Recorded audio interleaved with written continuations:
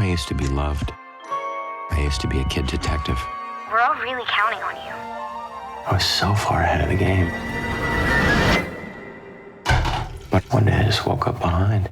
So this is a wildly original movie, and I loved it. And not just because I loved reading Encyclopedia Brown when I was a kid. Did you have any relationship with like the kid detective genre as a kid? No, actually, not really. The closest I got was like Scooby-Doo, actually. I never had a Encyclopedia Brown or Hardy Boys phase. And yet, even so, it is a genre. It's such a, I don't want to say American because maybe it's global as well, but it's certainly a genre that you are familiar with, even if you didn't do a deep dive. So, you know, it was an archetype that I instantly understood and a world that instantly intrigued me. Yeah, it's like it's like a world without consequence, but with consequence. It's like very Pleasantville in some sense. Yeah, very much, very much. Part of this movie is also about sort of like struggling with expectations set up for Abe at an earlier age, whether they're for himself or like whether he set them himself or the town set them for them. You have been working in this industry for a long time, but people are still like, hey, what's Seth Cohen doing? Do you know what I mean? Like, do you sort of relate to the material in any sense in like that way? Like in coming to terms with like, it's been 20 years since I've done that thing.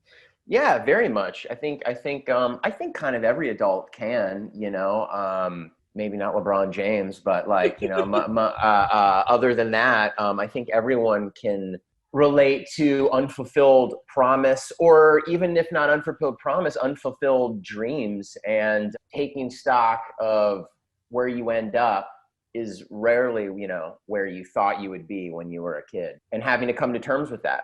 And also I would say that the difference, the added thing with this character is there's that, and then there's also some very buried trauma that he never quite dealt with, nor did the town, quite honestly, but that he never seemed to really deal with either, which I can't relate to as much. Although, you know, you get older, you have kids, and you look at your life and childhood, it makes you re-examine your life and childhood very differently.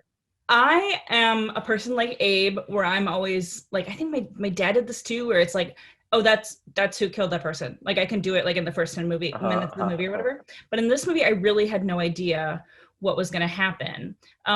Did you know what was going to happen? And like, you know, can you typically pick it out? When I read this, no, I definitely did not. I don't even know if there's a way you could, quite honestly. I mean, you can take a wild guess, but I don't think until you know, it's not like it's hiding in plain sight exactly. But that said, in screenplays in general, not necessarily even detective stuff, just, you know, you become, the more you watch, and certainly the more you act in them, and the more time you spend around storytelling, the more adept you become at spotting, like, you know, breadcrumbs or things that are going to come back, you know. They wouldn't show this shot of a water glass if that water glass wasn't about to, you know, wasn't going to get broken over somebody's head in the next scene or something, you know. So I do find I'm pretty good at guessing, you know, what's about to happen in movies, but not necessarily in the detective genre or whodunits. This isn't safe. They're trying to see how my head works. Somebody's testing me.